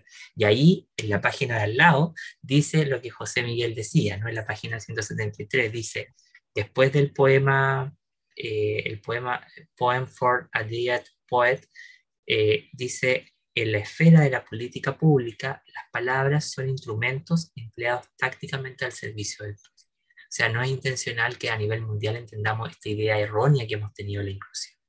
Y están hechas para hablar de determinadas maneras con fines específicos. Y después él dice, a pesar de su solemne título, Galbraith admite alegremente que puede obtenerse un marcado placer al señalar la creencia interesada y el sinsentido artificial. Lo que despertó mi interés por este ensayo fue su descripción del proceso de lo que él llamaba un fraude inocente, ¿no? En el que el capitalismo sufre cambios de nombre para adjudicarse un rostro benigno para mantener la confianza y la cooperación de las masas. Y eso es lo que tenemos en la inclusión en el fondo, ese cambio benigno. Y ahí tenemos que reconocer algo que una de nuestras estudiantes postdoctorado en una clase planteaba, una profesora de México, ella decía, bueno, nosotros vivimos en el capitalismo, somos el capitalismo, por más que no nos guste, está grabado eso en nuestro ADN. Entonces la pregunta es cómo poder salir de esas camisas tan complejas, porque en el fondo, aunque no comulguemos con el capitalismo, vivimos en el capitalismo emocional, somos parte de este interjuego que de alguna manera nos va afectando. Y Gesli dice una cosa finalmente magnífica, dice, mientras que la expresión de la libre empresa sería efímera, el sistema de mercado se aplicaba como la descripción del capitalismo para establecer una sensación de independencia y coherencia con las ideas del bien común. Aunque la forma de la operación económica haya sufrido ajustes con el tiempo, los supuestos y los valores del capitalismo siguen vigentes. Y abre 2 puntos y dice, con esto cierro, hay que aceptar una divergencia continuada entre la creencia probada, lo que en otra parte he llamado sabiduría convencional, y la realidad. Y al final, sin lugar para la sorpresa, es la realidad la que cuenta.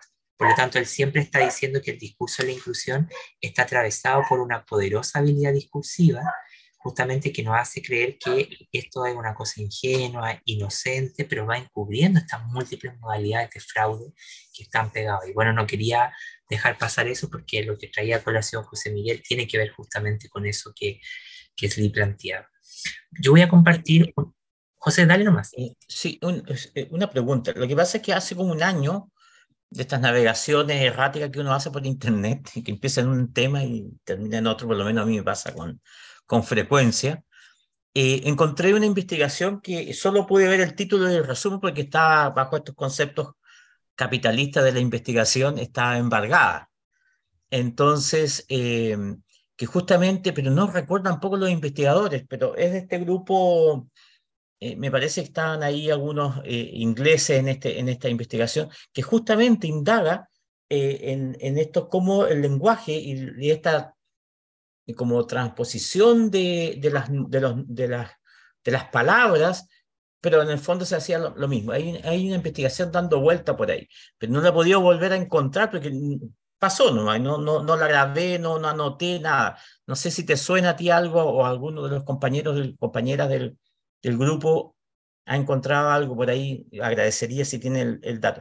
Es alguien de Norteamérica, ¿no? Perdón, de Inglaterra, me parece. No es Carlos Escliar. No, es que Clear tiene impacto solamente a nivel iberoamericano.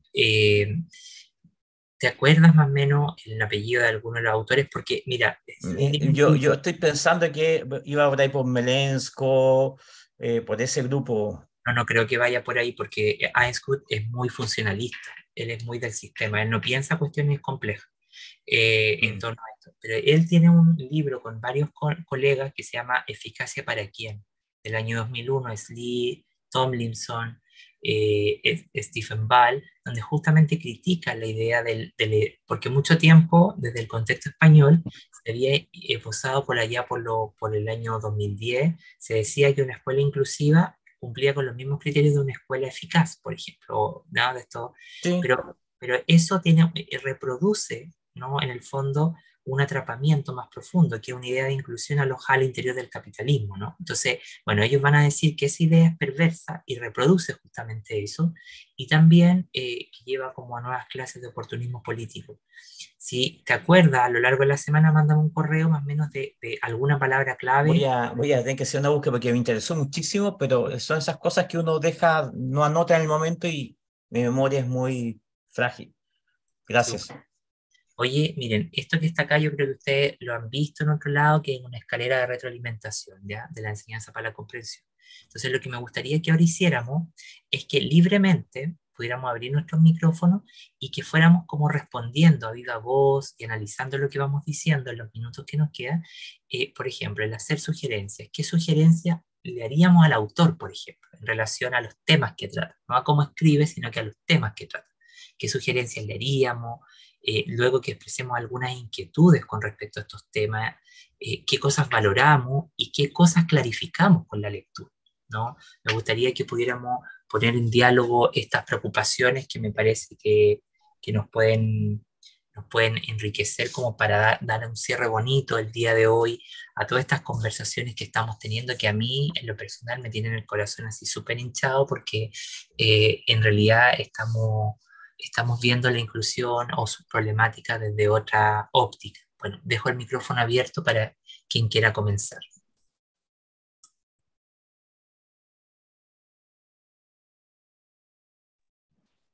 Yo diría que más que hacerle una sugerencia al autor, todo el tiempo que leía, sobre todo los ejemplos que expone de Australia, africanos, todo esto, qué interesante sería para nosotros como grupo de lectura poder encontrar un libro donde podamos ver nuestro contexto latinoamericano. Bueno, esto es un contexto inglés del 2011, lo que decía un compañero, pues hemos cambiado mucho en estos años, nuestra situación social y política en general global ha cambiado mucho, entonces qué interesante poder contrastar esto que se escribió en su momento con él tiene una riqueza muy grande de investigación de muchas partes, poder encontrar un libro nosotros latinoamericano que nos llevara a eso también. Perfecto, muy bien. Ahora, yo quisiera decir que no sé si el mundo ha cambiado tanto en este fenómeno, ¿ya? Como que yo veo un círculo más homogéneo, pero sí entiendo la necesidad de ponerlo en contexto con las demandas del sur, por ejemplo. Sí, eso a mí me parece muy interesante, Lorena. Diana de Los Ángeles y luego Diana Whitewant. No sé si lo dije bien, pero ahí vamos.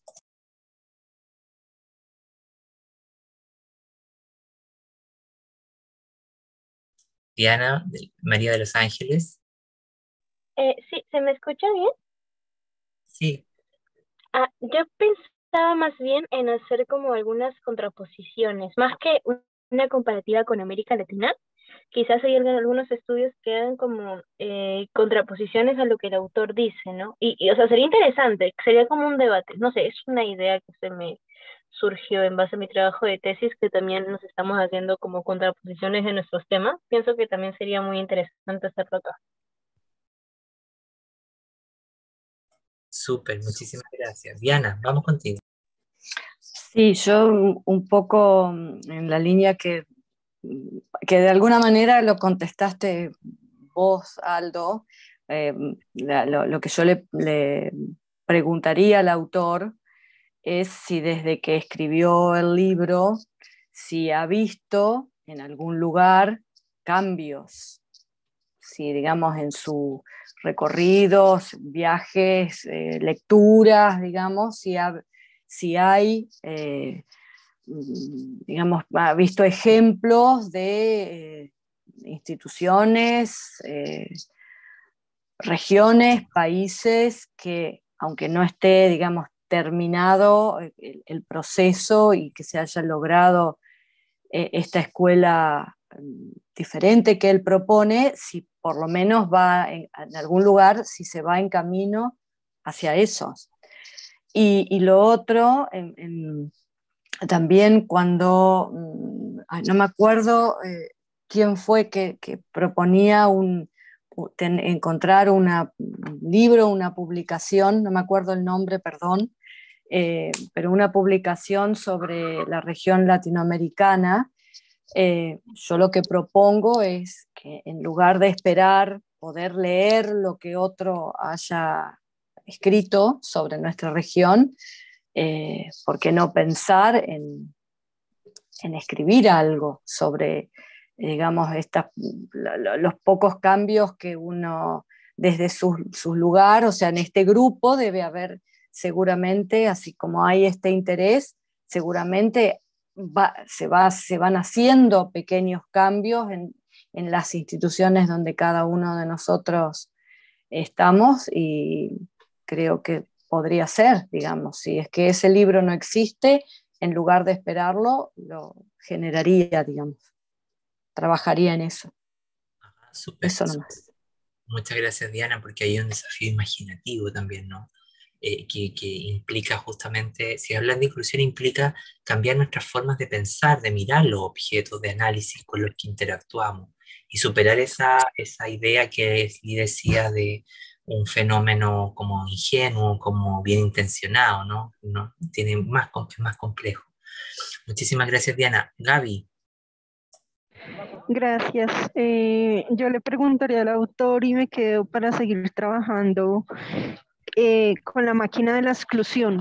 ¿Qué tiene? ¿Cómo está compuesta? ¿Cómo la hemos naturalizado? ¿Cómo se va engranando? ¿Qué la sigue alimentando? ¿Y qué hacemos desde educación?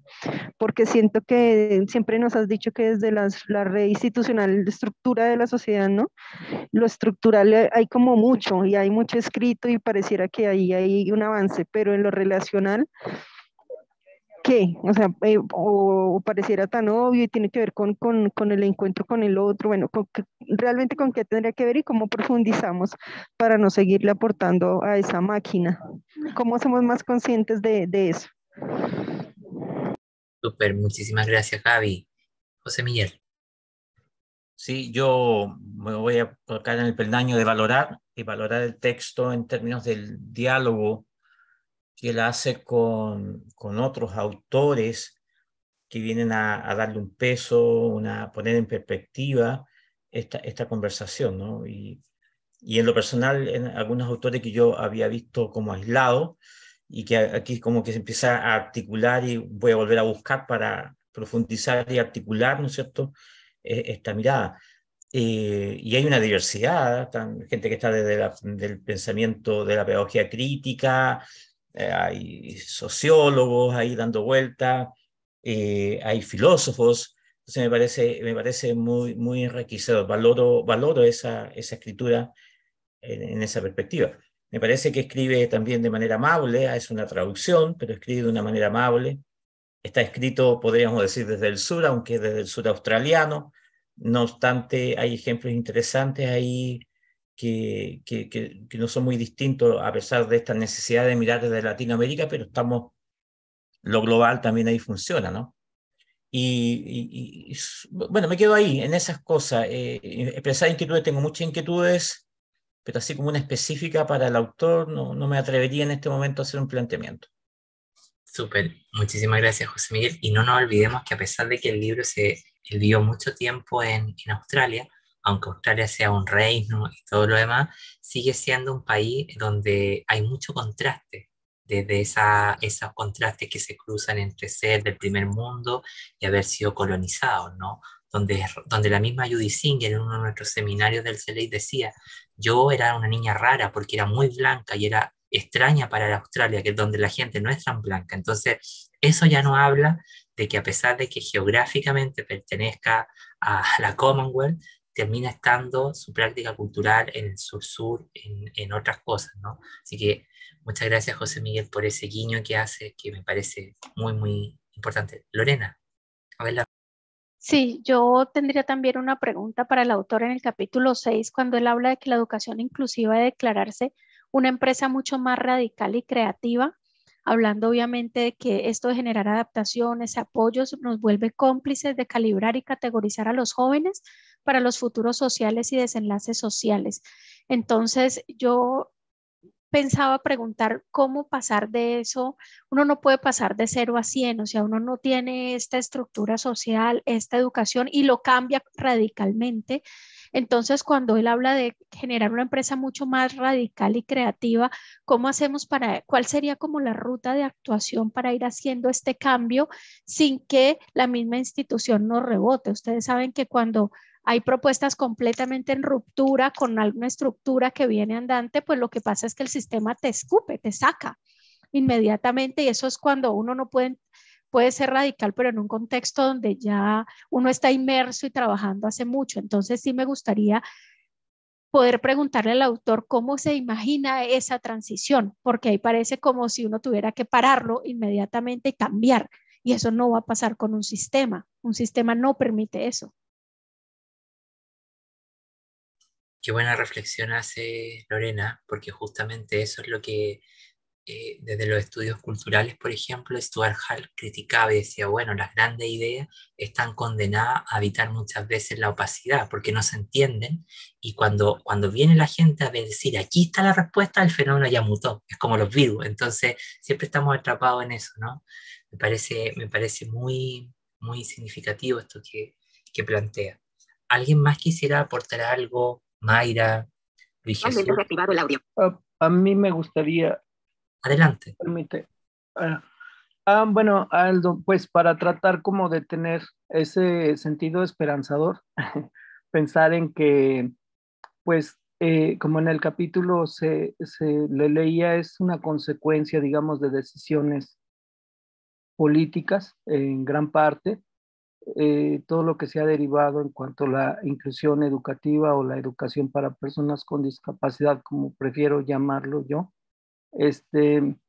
pues se han dado muchas cosas muy importantes, muy creativas, y pues también ojalá que en algún momento se lleven a cabo y que pues se llegue a tener esa escuela ideal y esa inclusión quizás ideal en la escuela y en la sociedad, ¿no? Esa cultura de inclusión en todas partes.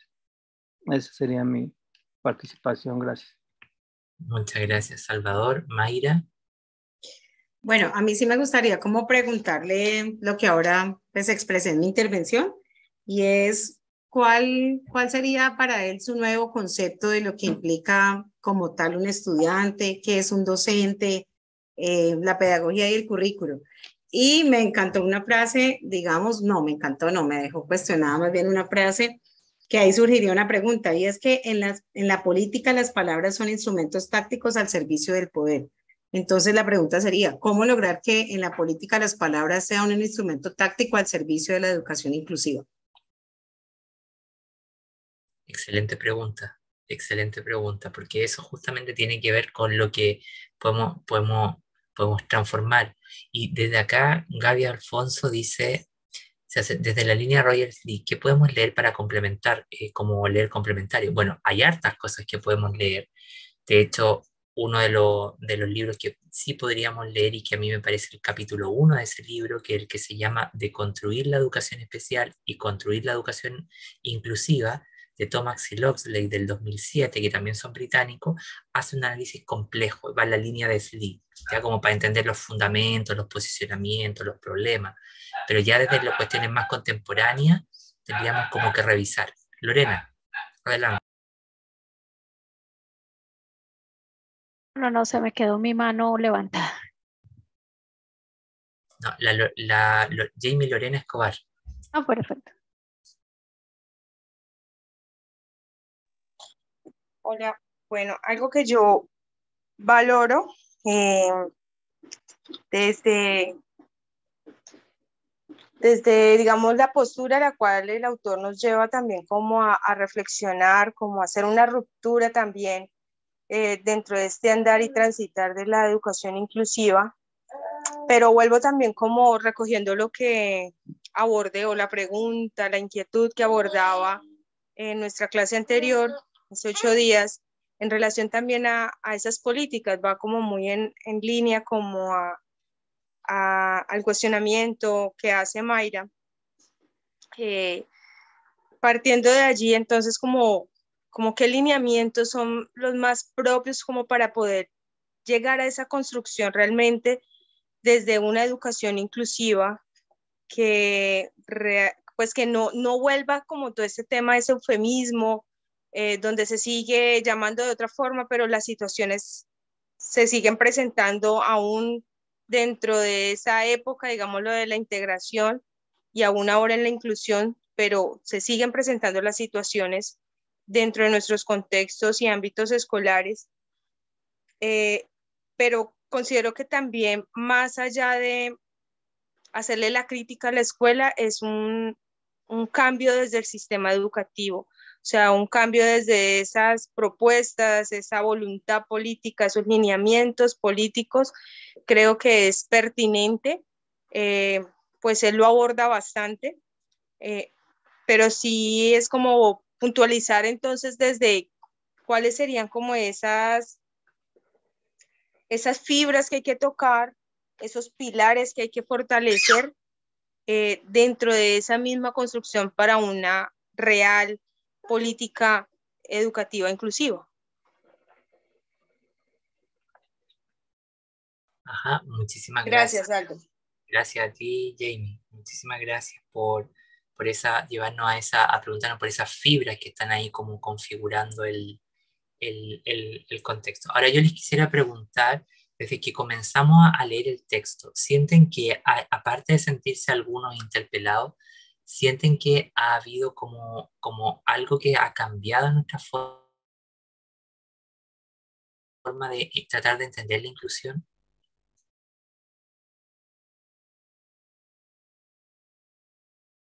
Lo dejo ahí abierto.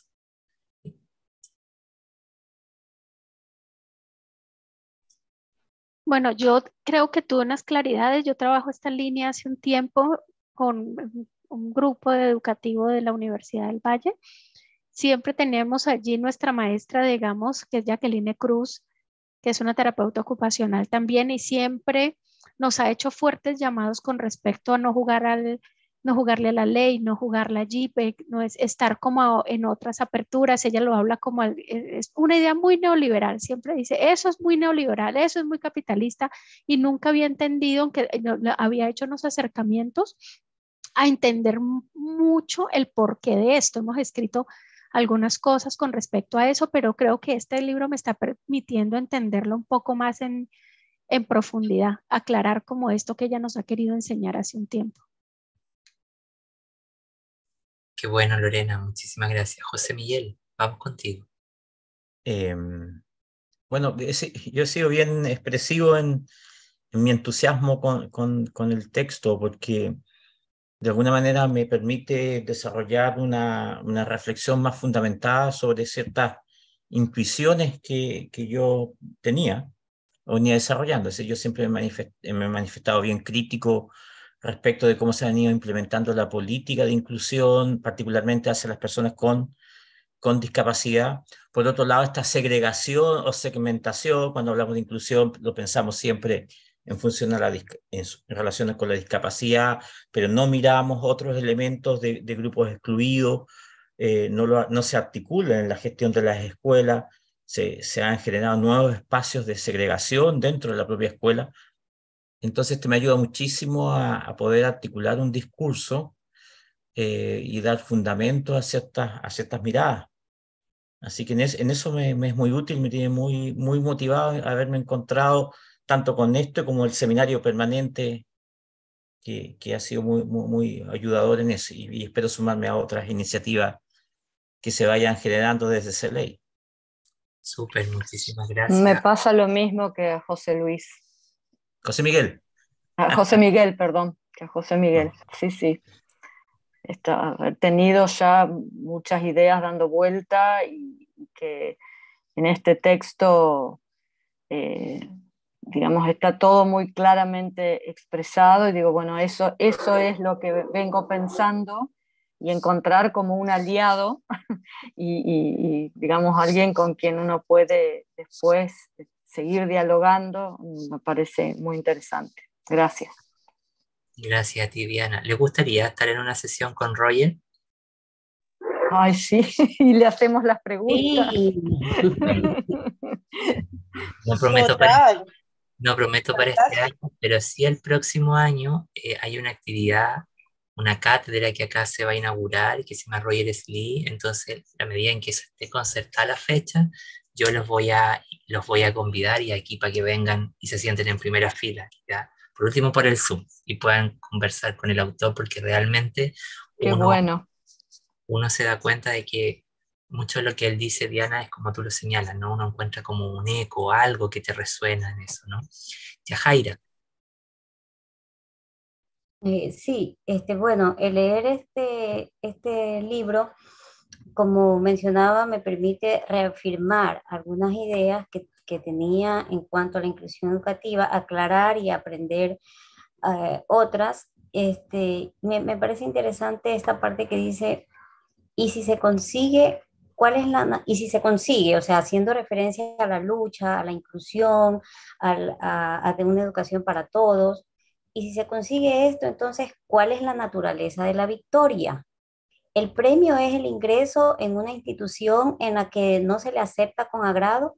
O sea, ganamos que el ser incluidos, pero no estar aceptados, ¿no? Entonces, esto es muy interesante, o sea, es, digamos así, muy chévere, voy a usar esa palabra, entender esto porque me permite seguir investigando y entender, como usted lo dice, Aldo, esas múltiples singularidades, conocer y a partir de que cada uno de nosotros tenemos, ¿no? Y a partir de ello generar diferentes estrategias, diferentes espacios que me permitan atender esas múltiples singularidades, esos espacios educativos que podamos decir atienda la diversidad de todo. Entonces me voy con ese entusiasmo, motivada para continuar desde los espacios que yo tengo como profesional, continuar generando estos espacios, voy a volver a decir, espacios de reflexión con los docentes en los que tengo la oportunidad de dialogar y de conversar. O sea, me voy con esa motivación y ese compromiso, aún más luego de las lecturas interesantes de este libro. Qué bueno, Yajaira, me alegro mucho. Y te voy a copiar en todo momento esa frase que dijiste, la naturaleza de la victoria. Lo encontré notable, eso que tú estabas estaba señalando, porque esa es la pregunta que todo proyecto educativo tiene que hacerse en torno a esto. Me pareció brillante esa expresión. Mayra. Yo lo quiero resumir como con una imagen y una pues, frase relacionada con lo que acaba de decir la compañera. ¿Puedo compartir pantalla? Un momentico nomás. Sí, déjame sacar en la que estoy y ya puedes compartir. Ahora sí, dale nomás, Listo. Mayra. Bueno, igual sé que esta, digamos, ¿cómo se dice? Esta imagen la hemos visto muchísimo, pero entonces me voy con eso, o sea, me voy como con precisamente lo que decía ahorita la compañera Yajaira, es como la generalidad o más bien la naturalidad de la diferencia. O sea, esa es la real educación, ni siquiera inclusiva, es la real educación. Muchísimas gracias, Mayra. Gaby. Bueno, no, me voy primero con la necesidad de seguir saliendo de la zona de confort, de lo que uno cree que es certeza de la educación inclusiva y muy motivada a seguir construyendo y leyendo con el grupo. Digamos que esta estrategia de grupo de lectura, aunque había estado en otras, siento que es bien interesante, que es muy distinta. Me gusta escuchar a los compañeros, no solamente la reflexión del autor, sino la comprensión de lo que hacen en su día a día, y siento que eso es muy valioso para seguirnos pensando, ¿no? Lo que implica llevar esto realmente a la práctica. Y nada, sigo muy motivada con el ejercicio y esperar seguir leyéndonos y escuchándonos, porque claro, no se hace transformaciones uno solo de manera aislada, sino precisamente haciendo comunidad, y eso es lo que somos y lo que nos... Súper, Gaby, muchísimas gracias. Bueno, sería bueno que para la próxima semana, que todos vamos a leer el capítulo 8, ¿es tu hija Mayra? Sí, esta es mi mayor inspiración de vida. A ver, queremos conocer a la hija de la Mayra. A ver, Majo, saluda pues. Hola. Súper. Oye, hola, ¿cómo estás? Hola. Bueno, les quería plantear, aparte de leer el capítulo 8 para la próxima semana, que ya va a ser el cierre, y luego el 5 que vamos a presentar nuestros productos, ¿no es verdad? Que la próxima semana pudiéramos dedicar los primeros 10 a 15 minutos a pensar lo que vamos a leer en el capítulo 8 y lo que ya hemos leído en los capítulos de esta sesión y de la anterior, a rescatar qué cosas dialogan directamente con mi práctica profesional cotidiana, a rescatar qué cosas, ideas que realmente uno dice, aquí me responde a preguntas que yo he visto, aquí me tensiona en mi clase, aquí me tensiona con mi universidad, con mi colegio. Es decir, que rescatemos unas dos cosas en las que el texto nos ayuda en nuestro día a día, en el nivel que nos desarrollemos, en el contexto en el que estemos. No sé si me explico. ¿Sí? Partamos con eso. Gracias, Gaby. Partamos con eso la próxima semana. Todos leemos el capítulo 8 y la idea es que la próxima semana traigamos preguntas. Entonces también les quería decir que porque cada uno nos elabora 2 preguntas y en función de esas preguntas las proyectamos y vamos escogiendo responder esas preguntas. Entonces que hagamos como una tela de araña ya, las de Estela, las de la Mayra, las de Diana, las de Yajaira. Entonces así también podemos ir enriqueciéndonos y compenetrándonos de mejor manera. ¿Les parece si hacemos ese ejercicio? Listo. Súper. Bueno, Sí. como siempre un placer compartir con ustedes, me encanta el grupo, así que nada, yo estoy feliz que que este libro les esté ayudando, ese es el propósito que teníamos, y yo voy a buscar algunos libros que tenga digitalizados y se los voy a compartir, que vayan en la misma sintonía, ¿ya? Hacia el término por si yo sé que alguien más va a querer leer, ¿ya? Eso. Mayra. Perdón. No, rápidamente, creo que podría ser el segundo, ¿cómo se dice? La segunda parte de este grupo, el libro que mencionaste ahora ratico. Súper, súper. Gracias, Mayra. Diana. Sí, la pregunta era si tenés, Aldo, la versión en inglés del libro. No la tengo. Que nos puedas compartir. Pero voy a ver si me la puedo conseguir no prometo nada, pero voy a preguntar. Bueno, ¿ya? Bien, gracias. Nada. Entonces, traemos leemos el capítulo 8, planteamos 2 preguntas para que podamos debatir y en los primeros 10 a 15 minutos analizamos cómo lo que ya hemos leído va pulsando, va problematizando nuestro día a día. Bueno, eso, pues nos encontramos el día 28, lunes 28, y nada, un placer. Cuídense mucho.